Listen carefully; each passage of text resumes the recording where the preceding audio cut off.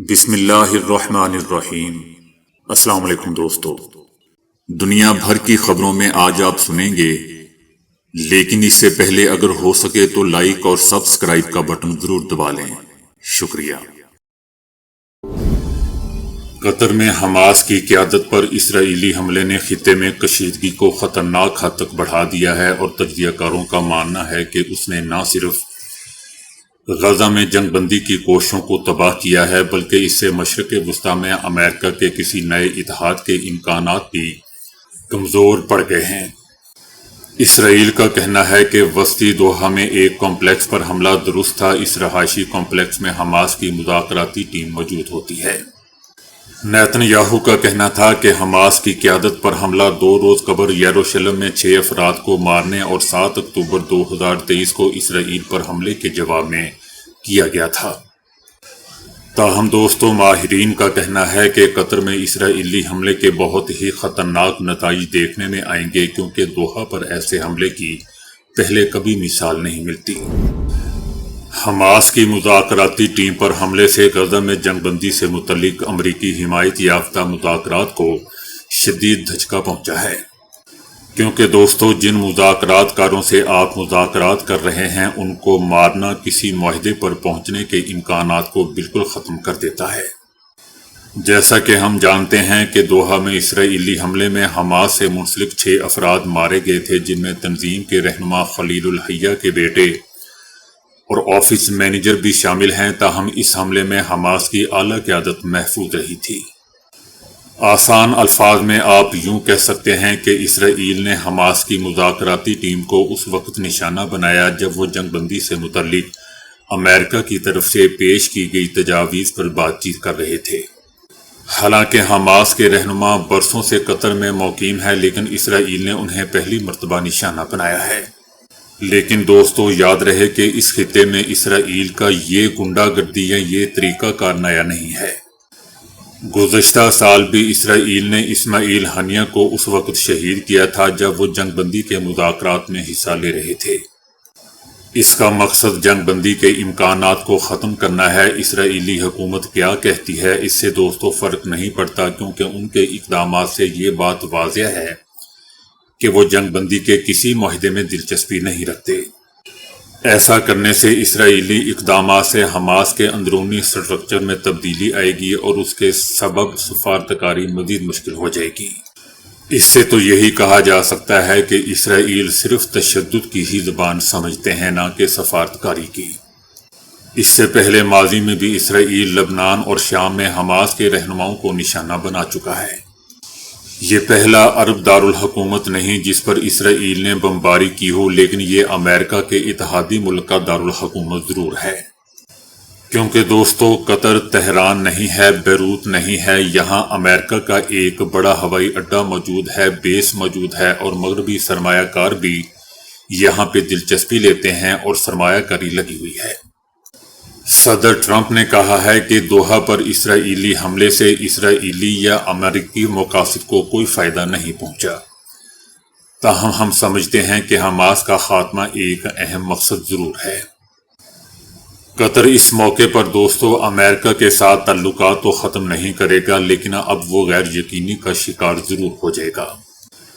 قطر میں اسرائیلی حملے سے کئی مفروضے بھی اپنے انجام کو پہنچے ہیں۔ یہ مفروضے ہی تھے کہ اتحادی ممالک ایک دوسرے پر حملہ نہیں کرتے اور نہ ایک دوسرے پر حملوں کی توثیق کرتے ہیں۔ اب قطر اور خطے میں دیگر ممالک سوچیں کہ کیا امریکہ کی جانب سے دی گئی سیکیورٹی ضمانتیں کوئی معنی بھی رکھتی ہیں یا نہیں، کیونکہ اسرائیل آزادی سے یہ اقدامات لے رہا ہے۔ اپنی سیکیورٹی کے لیے قطر کا تمام تر انحصار امریکہ پر ہی ہے، اسے قطر کے اثر و رسوخ کی حدود نظر آتی ہے۔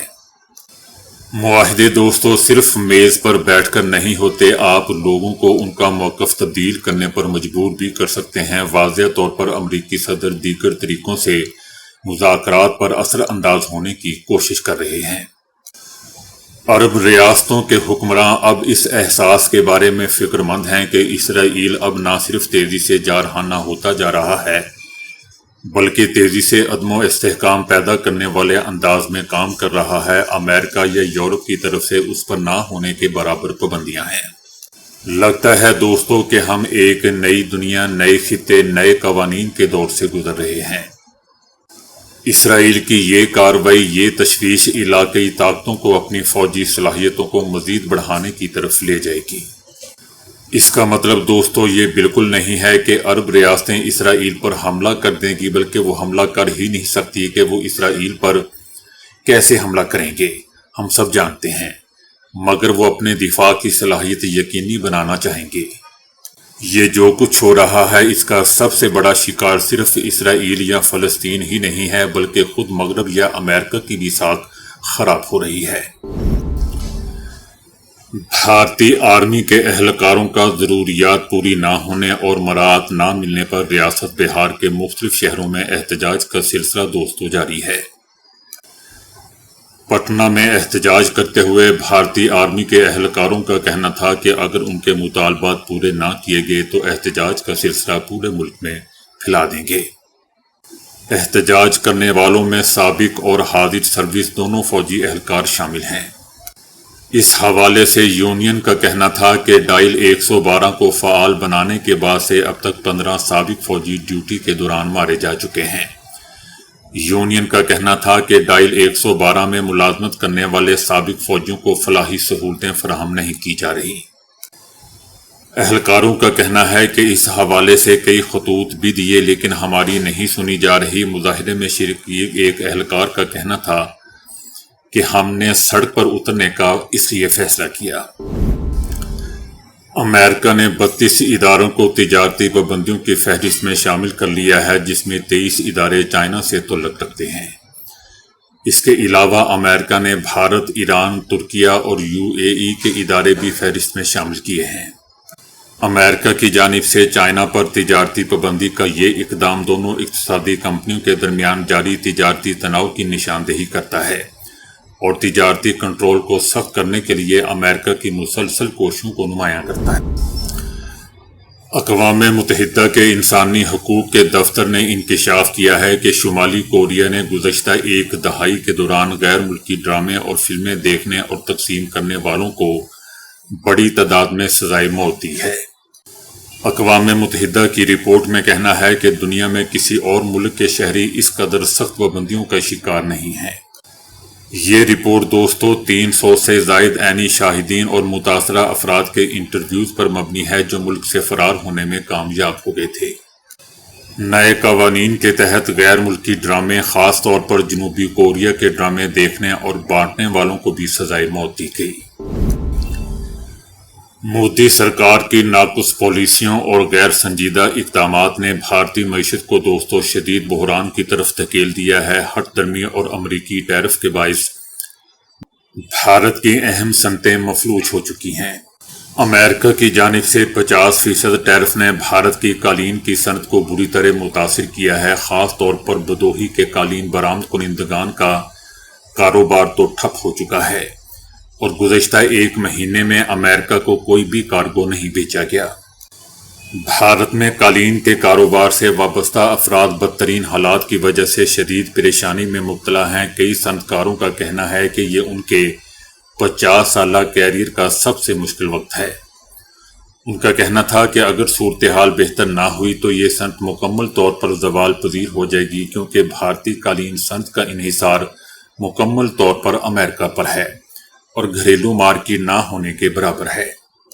فیکٹری مالکان نے ملازمین کے کام کا دورانیہ کم کر دیا ہے اور اگر حالات ایسے ہی رہے تو ہزاروں افراد کو ملازمتوں سے بھی فارغ کرنا پڑ سکتا ہے۔ بھارتی صنعت کار اس خدشے کا اظہار کر رہے ہیں کہ ترکیہ اور پاکستان کم ٹیکس کی وجہ سے امریکی منڈی میں بھارتی قالین کی جگہ لے رہے ہیں۔ صنعت کاروں اور ماہرین کا کہنا ہے کہ عالمی مارکیٹ میں بھارت کی بڑھتی ہوئی تنہائی دراصل مودی سرکار کی ناکام اقتصادی پالیسیوں کا ہی نتیجہ ہے۔ عالمی میگزین فائنینشل ٹائمز نے بنگلہ دیش کی سابق وزیر اعظم اور مودی نواز رہنما شیخ حسینہ واجد کے آمرانہ دور پر مبنی ایک دستاویزی فلم جاری کی ہے، جس میں مقامی اور عالمی ماہرین کی تحقیقات کی بنیاد پر ان کی بدعنوانی اور کرپشن اور آمرانہ طرز حکومت کا پردہ فاش کیا گیا ہے۔ شیخ حسینہ کا دور کسی بھی طور جمہوری نہیں تھا۔ جنوبی ایشیا کے bureau chief of Financial Times John Reed کے مطابق شیخ حسینہ واجد کے خلاف طلباء کی احتجاجی تحریک نوکریوں کے کوٹے، کرپشن اور ان کے آمرانہ رویے کے باعث اپنے عروج پر پہنچی۔ جان ریڈ کہتے ہیں کہ بنگلہ دیش میں بدعنوانی کی وسعت ایسی تھی جو انہوں نے دنیا کے کسی اور ملک میں نہیں دیکھی۔ جان ریڈ کا یہ بھی کہنا تھا کہ سابق حکومت کے قریبی افراد نے فوجی انٹیلیجنس ایجنسی کی مدد سے بینکوں پر کنٹرول حاصل کیا۔ پولیس اور حکمراں جماعت کے مسلح گنڈوں نے مظاہرین پر براہ راست فائرنگ کی، سنائپر شاٹس استعمال کیے گئے اور ہیلی کاپٹر سے شیلنگ بھی کی گئی۔ اقوام متحدہ کی رپورٹ کا حوالہ دیتے ہوئے فائنینشل ٹائمز کا کہنا تھا کہ احتجاج کے دوران تقریباً 1400 افراد مارے گئے جبکہ ہزاروں افراد زخمی بھی ہوئے۔ انہوں نے انکشاف کیا کہ محمد سیف الاسلام کی سربراہی میں ایس عالم گروپ نے $10 ارب سے زائد سرمایہ بیرون ملک منتقل کیا۔ کرپشن کی اس لہر میں بنگلہ دیشی سیاستدانوں نے بالخصوص جلا وطنی کے دوران برطانیہ کے مالیاتی اداروں اور جائیداد کے ذریعے سرمایہ منتقل کیا گیا۔ اسپاٹ لائٹ آن کرپشن کی ڈپٹی ڈائریکٹر ہیلن ٹیلر کا کہنا تھا کہ بنگلہ دیش سے چرایا گیا بڑا سرمایہ برطانیہ میں جائیدادوں کی خریداری میں لگایا گیا۔ شیخ حسینہ واجد، ان کی بہن شیخ ریحانہ اور ان کے خاندان کے دیگر افراد نے بڑے منصوبوں سے رقوم خرد برد کی اور سرکاری زمین غیر قانونی طور پر حاصل کرنے کے لیے اپنے اثر و رسوخ کا استعمال کیا گیا۔ الیکٹورل ریفارم کمیشن کے بدیع العالم کا کہنا تھا کہ شیخ حسینہ کے دور میں کرپشن، لوٹ مار اور بدعنوانی کھلے عام کی جا رہی تھی۔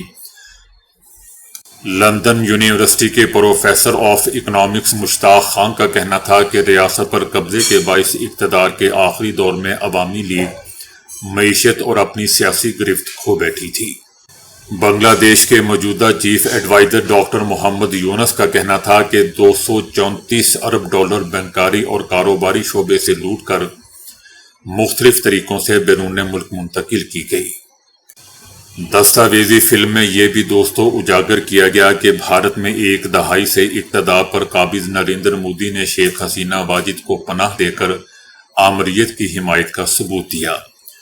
رپورٹ میں کہا گیا کہ مودی اور حسینہ واجد دونوں نے اپنی آمرانہ حکمرانی کے دوران کرپشن، بدعنوانی اور نااہل سیاست کے ریکارڈ قائم کیے۔ پاکستان نے افغانستان کو واضح کر دیا ہے کہ خارجیوں فتنۃ الہندوستان اور پاکستان میں سے ایک کا انتخاب کرنا ہوگا۔ وزیر اعظم شہباز شریف اور فیلڈ مارشل سید عاصم منیر نے بنوں کا دورہ کیا۔ وزیر اعظم اور فیلڈ مارشل نے جنوبی وزیرستان آپریشن میں 12 بہادر شہداء کی نماز جنازہ بھی ادا کی۔ سیکیورٹی ذرائع کا کہنا ہے کہ پاکستان میں تخریب کاری کرنے والے تخریب کاروں کے سرگنا اور سہولت کار افغانستان میں ہیں اور ان کی پشت پناہی ہندوستان کر رہا ہے۔ وزیر اعظم شہباز شریف نے افغانستان کو 2 ٹوک الفاظ میں واضح کر دیا ہے کہ خارجیوں فتنۃ الہندوستان اور پاکستان میں سے ایک کا آپ کو انتخاب کرنا ہوگا۔ ان کا کہنا تھا کہ تخریب کاری کے واقعات میں افغان باشندے شامل ہیں جو افغانستان سے پار آ کر پاکستان میں تخریب کاری کر رہے ہیں۔ غیر قانونی طور پر پاکستان میں مقیم افغان باشندوں کو جلد انخلاء انتہائی اہم ہے۔ وزیر اعظم شہباز شریف کا یہ بھی کہنا تھا کہ پاکستان اور بالخصوص خیبر پختونخوا کے غیور عوام، ریاست اور افواج پاکستان کے ساتھ مل کر ہندوستان کی ان پروکسیوں کے خلاف بنیان و مرصوص کی طرح متحد ہیں۔